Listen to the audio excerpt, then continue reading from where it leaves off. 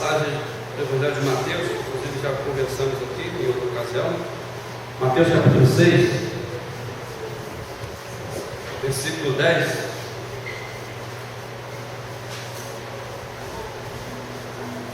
Mateus capítulo 6, versículo 10. Leamos a uma só voz.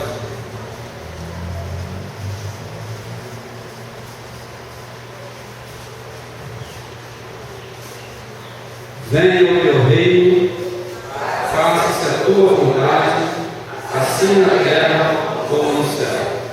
Amém. Ok. O versículo que lemos faz parte da oração dominical, onde o Senhor ensina os discípulos acerca da oração. E no versículo vai exatamente fazer uma proposta de invocação.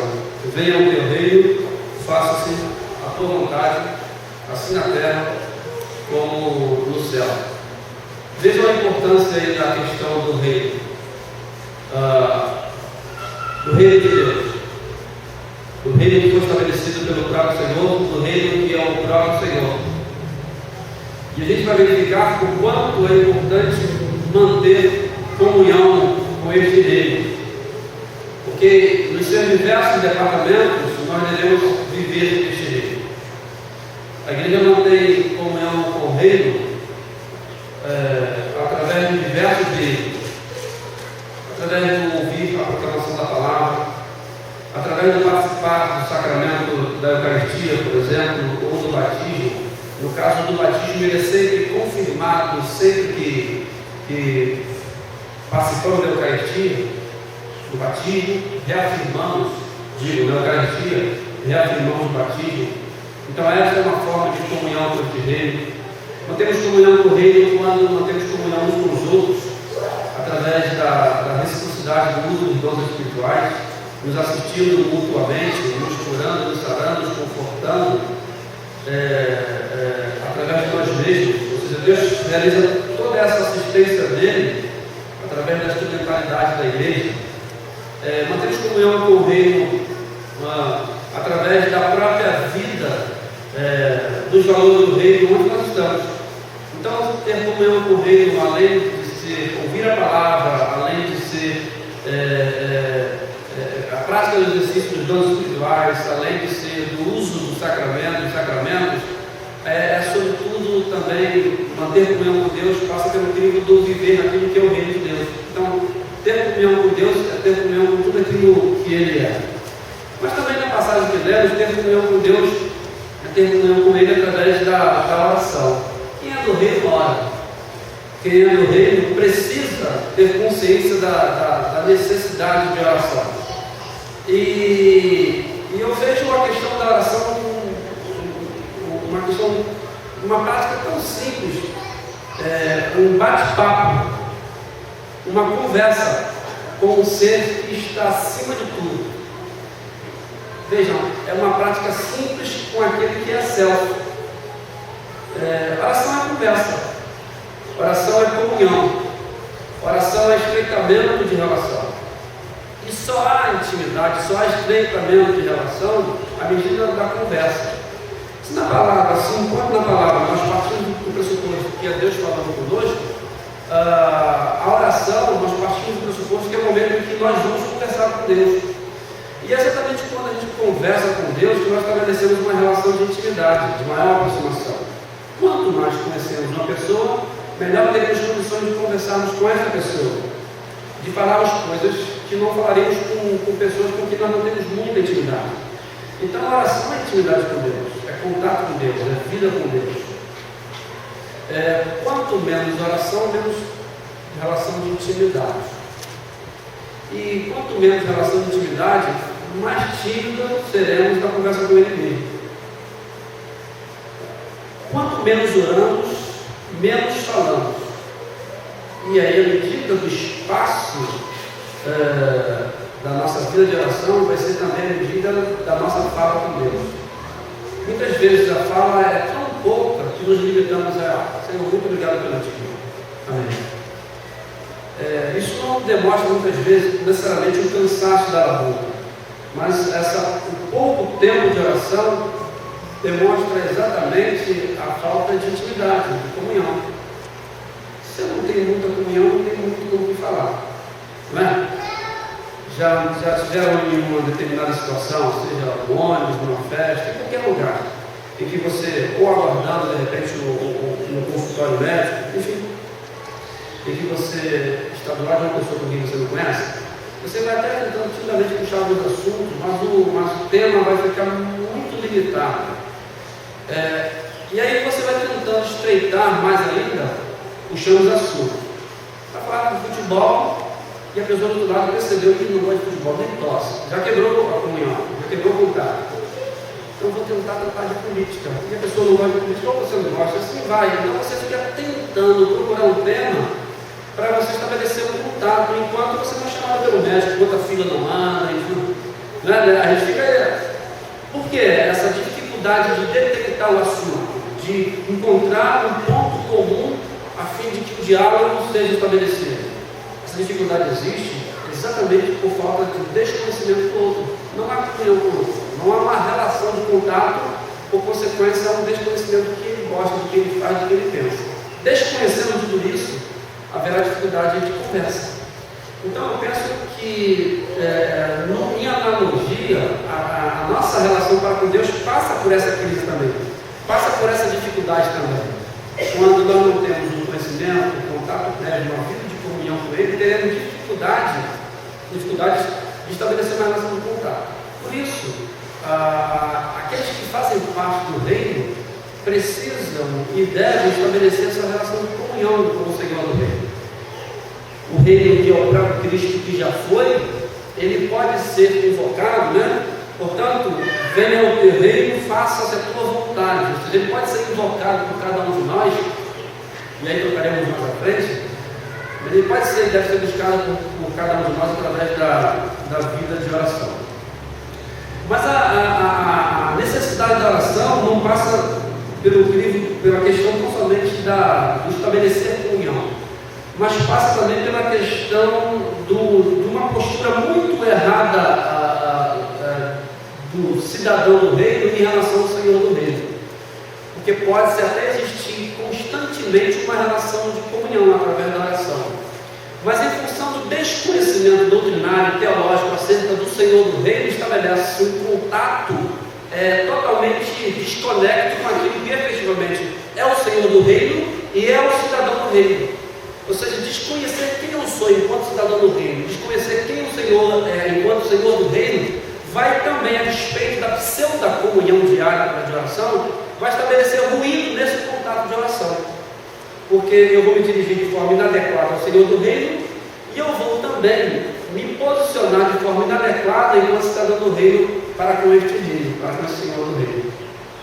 E aí, em função dessa postura errada, a proposta da oração dominical é exatamente sinalizar quanto a isso, apontar, denunciar quanto muitas vezes nós até estabelecemos uma relação de comunhão, mas em função do desconhecimento do Senhor do reino, essa comunhão ela fica meio destituída de verdades, de coerência com a própria palavra do Senhor do reino.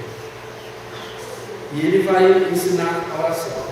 Antes de ensinar a oração, ele vai apontar para um modelo errado. Quando vocês orarem, comunidade, discípulos, vocês não façam como esses camaradas, não é isso que vai dizer no contexto anterior, que gostam de orar com o pé nas praças, porque eles não entenderam que oração. Oração é uma conversa entre Deus e o orador, que é aquele que está orando, mas eles entenderam que oração é uma relação tríplice, é uma relação supostamente entre ele e Deus e uma terceira pessoa ou várias outras pessoas, porque eles querem orar nas praças, como os hipócritas, eles querem ser vistos, eles não se contentam numa comunhão com o Eterno, eles querem mostrar para terceiros que eles são os espirituais, e eles querem orar nas praças. Por que ele fala isso, orar nas praças? Porque tinha a hora certa no tempo, mas acontecia que uma vez o trânsito engarrafado, acontecia do fiel não chegar a tempo do templo. O que eles faziam? Oravam onde eles estivessem, oravam nas praças. Não podia perder a oportunidade da oração. Mas havia um atraso, um retardamento, né, da ida ao templo proposital, porque eles faziam questão de orar na praça para demonstrar a espiritualidade. Quando vocês orarem, não façam como eles, não, porque essa parada na praça, ela é tendenciosa, ela é capciosa, ela tão somente procura denunciar pseudo-espiritualidade. Não faça isso. Eles não sabem nem o que é espiritualidade. Porque eles não sabem o que é espiritualidade, estão orando errado. Não façam isso. Quando vocês orarem, não use de repetição, julgando que repetir vai provocar a ação de Deus. Ora com sua mente, com fé, com confiança, porque o resultado da oração está fundamentado na fé, conectado, diretamente condicionado à vontade de Deus. É fé, não é insistência repetitiva. É isso mais ou menos o que ele está dizendo. Não faça como os hipócritas, que oram de si para si mesmo. Olha só, a oração, segundo Cristo, no modelo hipócrita, é a oração que deveria ser dele para com Deus, passa a ser dele para com ele mesmo. Porque a oração é uma exaltação àquilo que ele é. Ele não só se conforma em demonstrar a sua pseudo-espiritualidade, mas ele procura demonstrar as suas pseudo-qualidades. Eu não sou, graças a Deus, Senhor, porque eu não sou como este fariseu. Eu dizimo, eu vou ao culto, eu faço isso, eu faço aquilo. Então, ele não só se exalta, como detona o terceiro, né? Então, ele entrega ao outro. Quando vocês orarem, não façam isso, não fiquem aí se auto-exaltando. E aí, ele vai propor a oração dele. Quando vocês orarem, vocês precisam entender que vocês estão estabelecendo uma relação com alguém que é excelso, que está acima de tudo e de todos, mas que é próximo. Quando vocês orarem, olha assim: Pai nosso. Então, o Senhor, Criador de todas as coisas, é aquele que se permitiu ser chamado de Pai. Ele é o nosso Pai. Então, vamos se relacionar com Deus. Quem somos nós enquanto cidadãos do reino? Somos filhos daquele que se permitiu ser chamado de Pai. Então, nessa oração, Cristo fala: o quanto nós podemos ser tão íntimos, tão próximos do excelso, do eterno, daquele que está acima de todas as coisas, mas que se iguala a cada um de nós. Ele se permite ser chamado de Pai, de alguém bem próximo, de alguém que se preocupa conosco, que está sempre conosco, né? É assim, o Pai, de que se preocupa, que procura ver se está com febre, se está doente, se está estudando, se comeu, se levou a merenda para o colégio, enfim, como está bem, se está em crise de namoro, se está em crise de isolamento. Pai é esse. Como é bom ser pai. Como é bom. Dá saudade. Minhas filhas estão aí, perdidas aí no santuário, mas dá saudade. Dá saudade daquela frase assim, ó: mãe, pai, acabei. Lembra disso? Você não tem detalhe. Aí o pai e a mãe vão lá, vão com alegria e dá saudade, porque eles não chamam mais para isso e para diversas outras coisas. Mas o pai está ali, sobretudo o amor.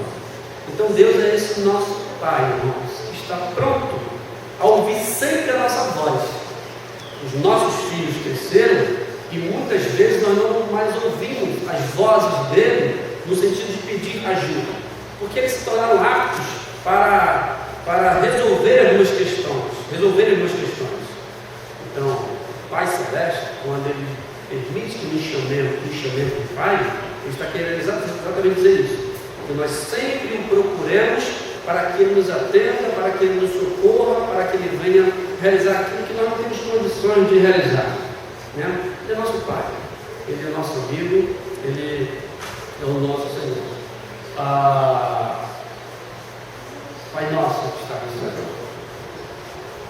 Este Pai que é o amigo, ele estabelece conosco também, e isso é importante, uma relação de respeito.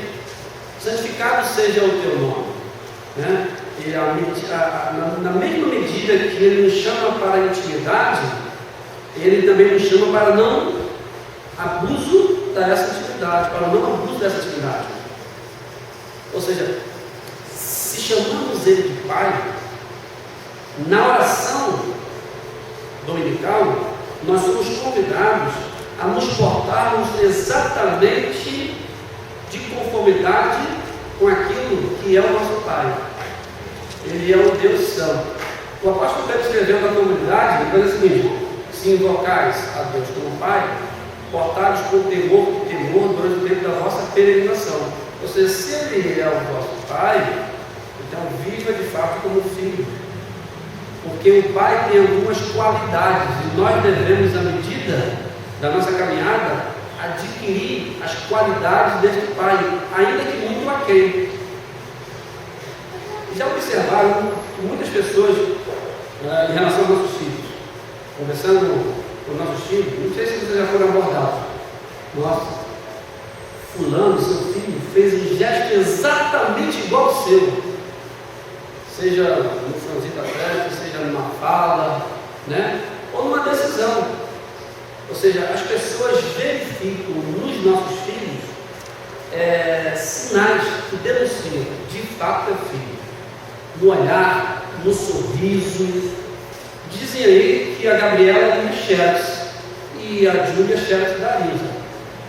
O mal não tem como negar. Eu já descobri isso. Mateus, virou, mexeu, faz exatamente atitudes, até um andar idêntico do mal. Idêntico. Ele não anda igual a Marinasa, não. Marinasa não gosta.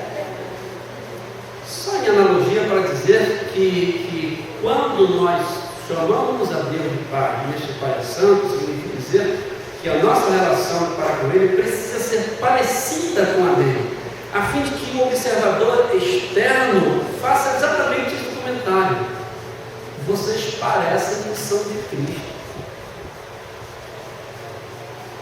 vocês parecem com Ele.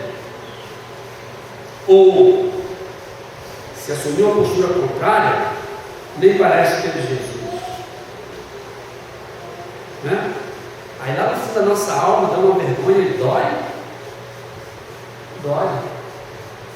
Então, nós não nascemos parecidos com Ele, como nascem os nossos filhos.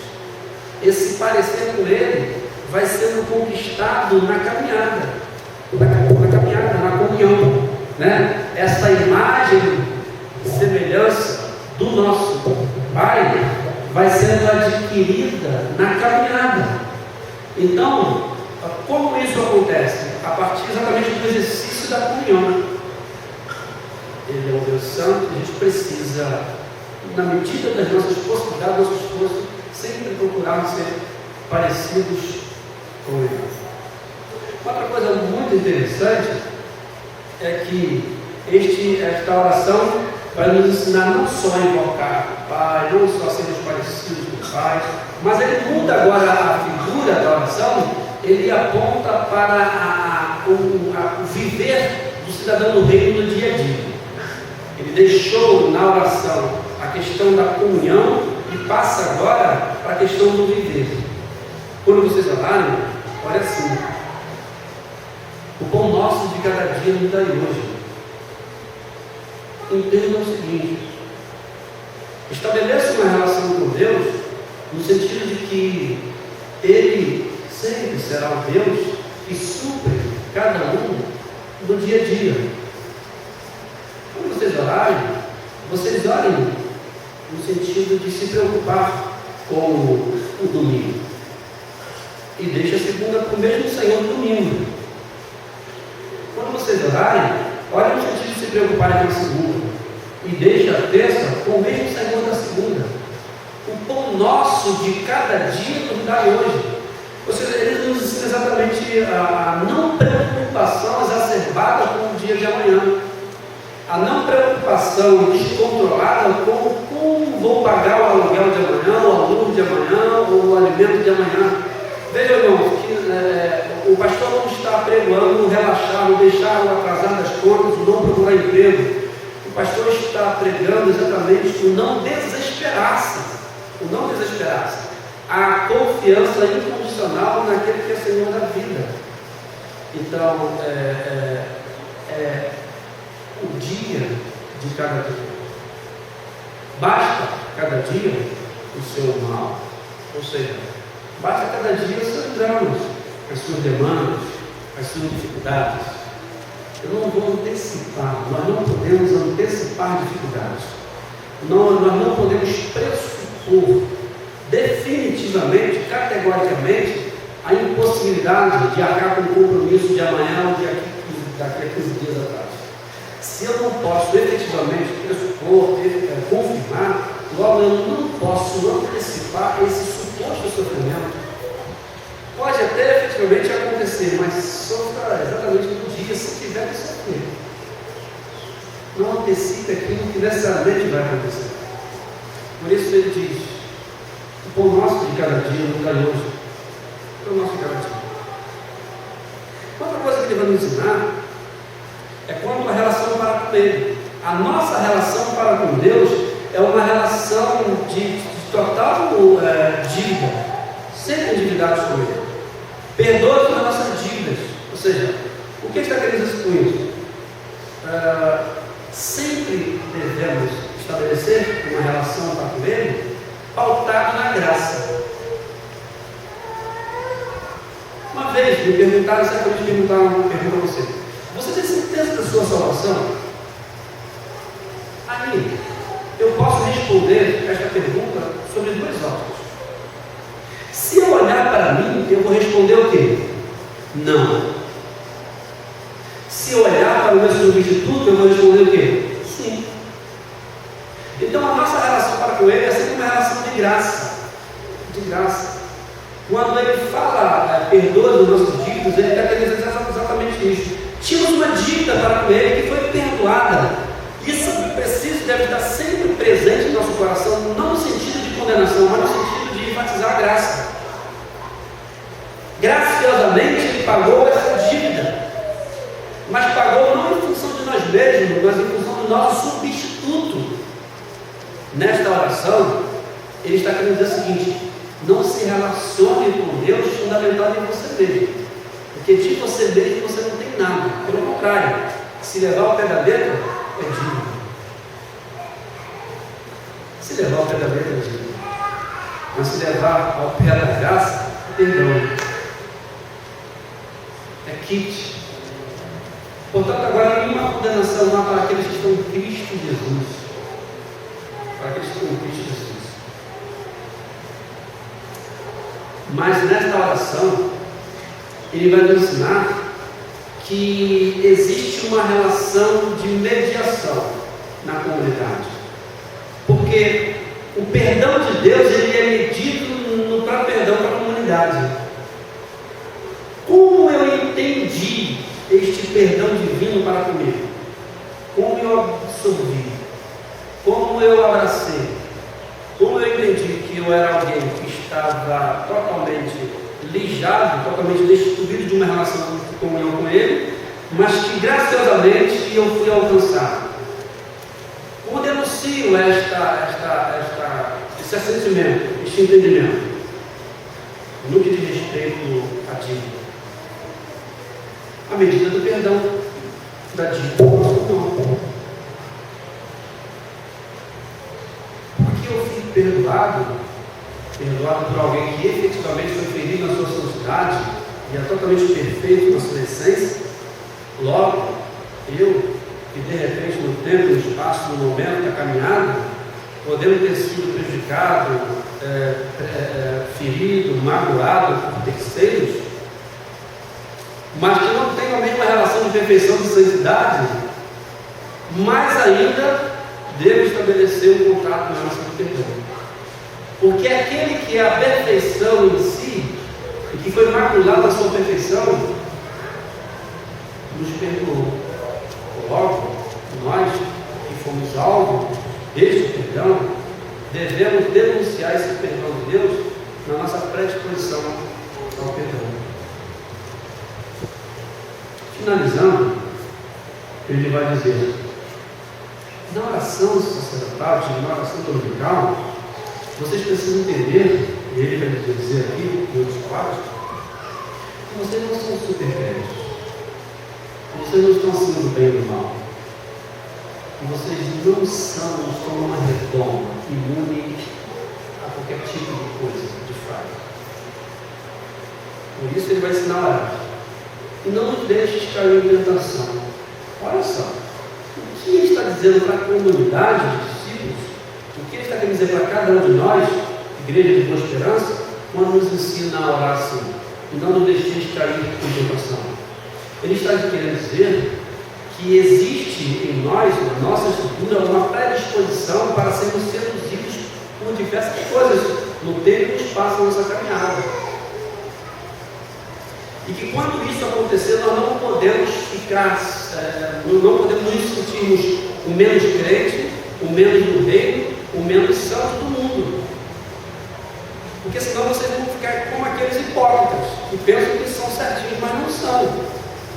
Não nos deixe cair em tentação. Ele está querendo dizer o seguinte: vocês serão não só por conta do mundo perverso que nos seduz. Ele só nos seduz não em função dele mesmo por si só. Ele seduz em função da nossa predisposição a sermos seduzidos. Não é? Ou seja, existe uma tendência em nós a acatarmos, a nos prostrarmos ante as seduções, as tentações. É isso que ele está dizendo. Isto vai acontecer. Bate a sua porta a qualquer momento. Não se sinta menos crente. Agora, isso não é uma senha para a queda, para o seduz. Só entenda que isto vai acontecer. E que quando acontecer, se entenda enquanto cidadão do reino. E o cidadão do reino não é aquele que não é seduzido, mas é aquele que, com todo esforço e compromisso com o reino, procura se desvencilhar daquilo que é alvo da tentação, daquilo que é a razão da possível queda, daquilo que é a razão da possível destruição. Porque a tentação por si só não é pecado. Ele, o Senhor do reino, em tudo foi tentado, porém sem pecado. Não nos deixe cair em tentação, mas o quê? Nos livre do mal. O que é este mal senão a consequência desta tentação? O que é este mal senão a consequência daquilo que no primeiro momento é bom, que no primeiro momento é agradável, que no primeiro momento é interessante, mas o resultado é desastroso. Então, quando ele fala que nos livre do mal, ele está dizendo que não nos livre, não no sentido da tentação, porque a tentação sempre vai existir, mas que nos livre da queda dessa tentação. Porque o mal é exatamente a queda dessa tentação. E aí cada um de nós que pertencemos a este reino, cada um de nós sabe as nossas fragilidades, as nossas tendências, né? As nossas facilidades para ponto A, para o ponto Z, para o ponto Z, enfim. Cumpre-nos entender as nossas fragilidades, as nossas predisposições, e, sobretudo, entender de quem somos, a quem somos, por quem somos. E é à luz dessa convicção que teremos condições de superarmos tudo isso. Não nos deixe cair em tentação. Foi esta oração que ele ensinou. E agora ele vai concluir o seguinte: porque os teu odeio o poder e a glória. Ele finaliza exatamente isso, desta forma: porque tudo é dele, porque tudo, o reino, o poder e a glória, tudo pertence a ele. E nesta oração dominical, ele exatamente nos ensina a nos relacionarmos com tudo aquilo que pertence a ele.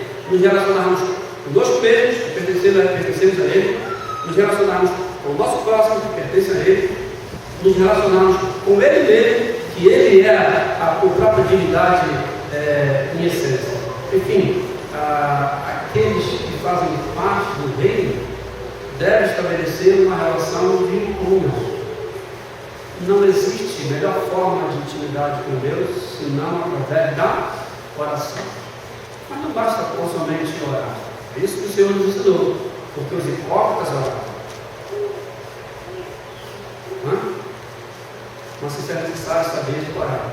E nessa oração modelo, ele nos ensina quem somos nós, quem é Deus, quem é o mundo, e quanto a melhor maneira de nos relacionarmos com todas essas questões. Somos no reino pela infinita graça do Senhor.